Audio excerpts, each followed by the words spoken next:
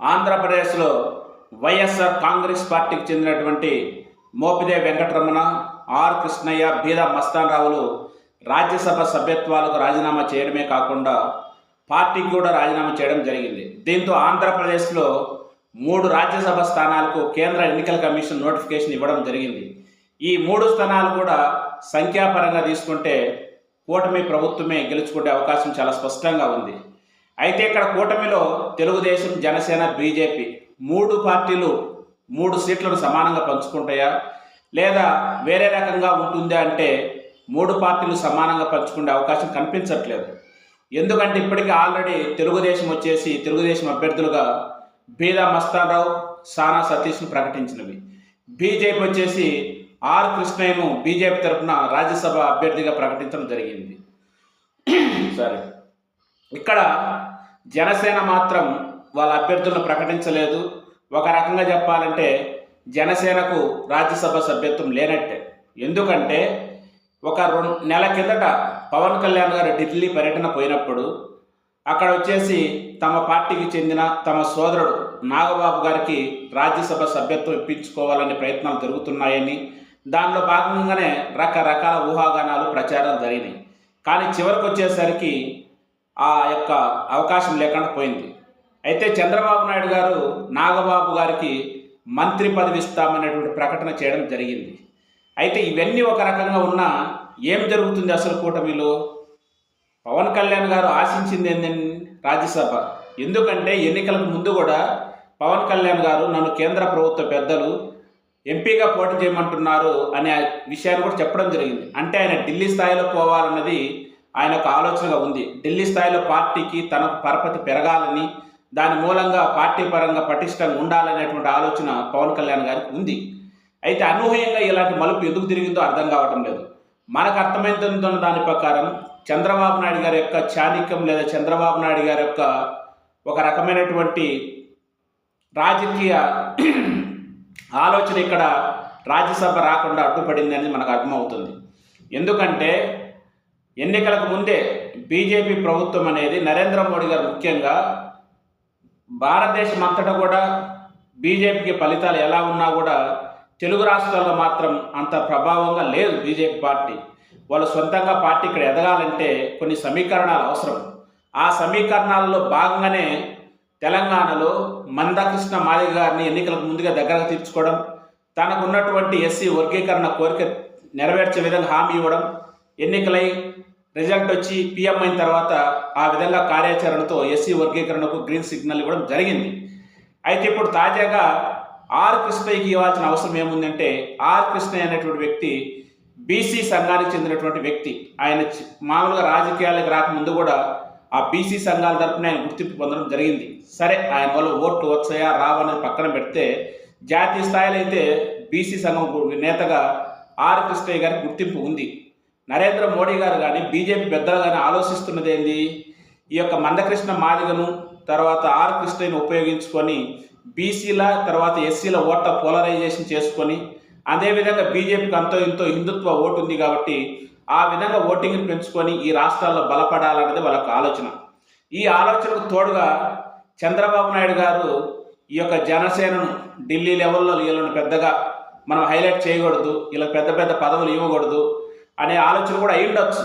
ఆ ఆలోచన ఉండబట్టే కదా నిజంగా చెప్పాలంటే ఈ కూటమి అధికారంలోకి రావడానికి ఎన్నో త్యాగాలు చేసినటువంటి పవన్ కళ్యాణ్, సరే కొందరు నచ్చకపోవచ్చు వేరే విషయము, ఎంతో తగ్గిన పవన్ కళ్యాణ్కు ఒక రాజ్యసభ సీటు ఇవ్వడం పెద్ద ఇదేం లేదు, ఇవ్వచ్చు కూడా. కానీ చంద్రబాబు నాయుడు గారు ఆ రకమైన ఆలోచన ఎందుకు చేయలేదు?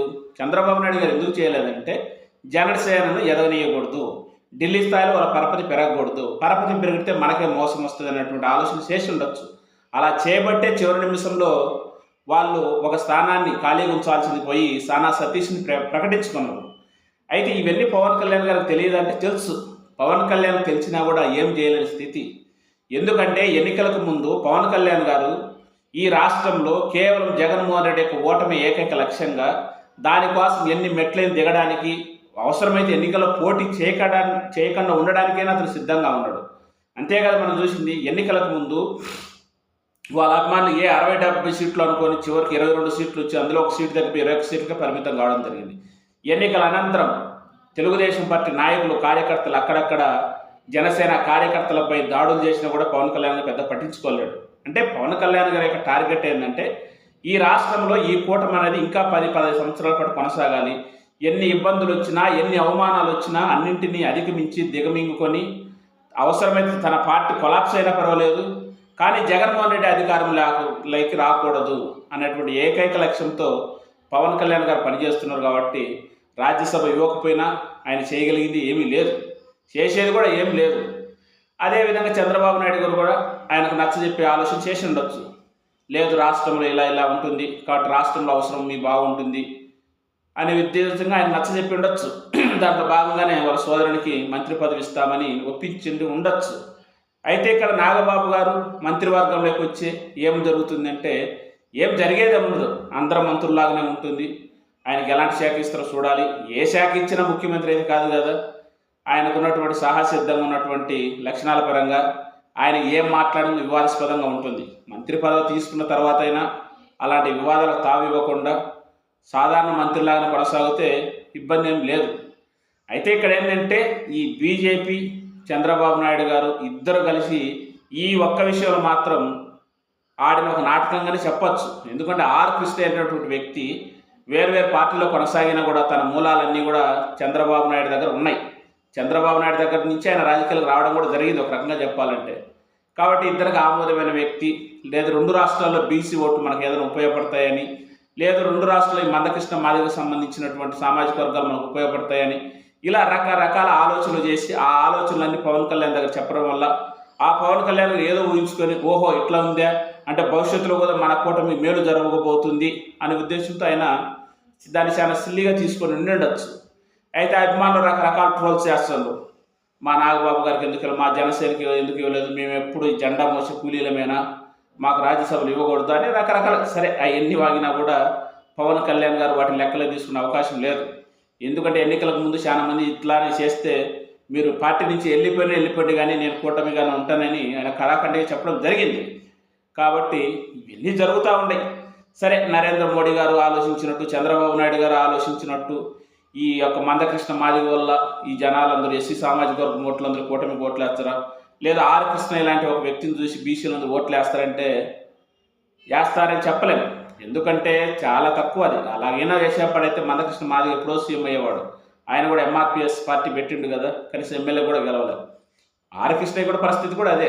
అంటే వాళ్ళకు ఉన్నటువంటి అడ్వాంటేజ్ ఏంటంటే పార్టీలను బ్లాక్మెయిల్ చేయడం, వాడుకోవడం. సరే, మందకృష్ణ మాదిగ పరిస్థితి ఎలా ఉన్నా ఆర్ కృష్ణ ఇలాంటి ఒక వ్యక్తి మాత్రం రాజకీయాలు ఉండకూడదు. నిజంగా ఆయన చూసి ఆశ్చర్యం అనిపించింది. ఇప్పుడు మీరు వైఎస్ఆర్ కాంగ్రెస్ పార్టీలోంచి బయటకు రావాల్సిన పరిస్థితులు ఎందుకు ఏర్పడినాయి, మీకు ఏమి ఇబ్బంది కలిగింది, మీరు పక్క పోయి పీఎం ఏం కాలేదు కదా, మళ్ళీ అదే రాజ్యసభ సీటే తీసుకుంటున్నారు కదా, ఎందుకు స్వామి ఇలాంటి రాజకీయాలు? నువ్వేదో అనుకోవచ్చు, నీ చుట్టూ బీసీలు ఎవ్వరు ఉండరు. అదే నిజమైతే నేను వైఎస్ఆర్ కాంగ్రెస్ పార్టీ గెలిచాలి కదా. ఏం ఉద్ధరించారు మీరు బీసీలకు? మీరు బీసీ నాయకుడిగా ఉండి రాష్ట్రంలో బీసీల తరఫున ప్రచారం చేసి బీసీ ఓట్లని పోలరైజ్ చేసగలిగి జగన్మోహన్ రెడ్డి గెలవడానికి ఏమో తోడ్పడిందా? ఏమీ లేదు. అది ఏదో ఇప్పుడు అంటున్నాడు మళ్ళీ ఆయన, నేను ఏ పార్టీ కాదు, పార్టీలన్నీ నా ఎంబడి పడుతున్నాయని. అంతేలే, ఈ పార్టీ అందరికీ తిక్క తీరాలే. ఎవరో సంబంధం లేని వ్యక్తిని తెచ్చి రాజ్యసభ ఇస్తే ఇట్లే ఉంటుంది. వైఎస్ఆర్ కాంగ్రెస్ పార్టీ వల్ల ఆ రోజు ఏదో ఈయన వల్ల ఉరుగుతుంది. నిజంగా చెప్పాలంటే సరే, బీసీ వ్యక్తి మంచి చేస్తాడని ఆలోచన చేసిండ్రు.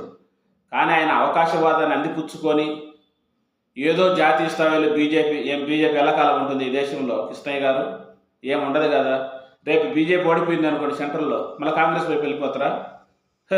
ఏం రాజకీయాల్లో అయినా వద్దు, అక్కడితోనే ఆగండి. బీజేపీలో ఆగడానికి ప్రయత్నం చేయండి. ఓకే, రైట్ ఫ్రెండ్స్, చూడండి, అన్నీ గమనించండి. ఇలాంటి అవకాశవాదుల పట్ల, ఇలాంటి రాజకీయాలు చేస్తూ ఉన్న వాళ్ళ పట్ల అప్రమత్తంగా ఉండి ఎప్పుడెప్పుడు ప్రజలు తెలియజేస్తూ రాజకీయాల విలువలు, ప్రజాస్వామ్యంలో చైతన్యం కలిగించే విధంగా మీరందరూ తోడ్పాటు అందిస్తే ప్రజాస్వామ్యానికి మంచి జరుగుతుందన్నదే మన యొక్క ఆలోచన.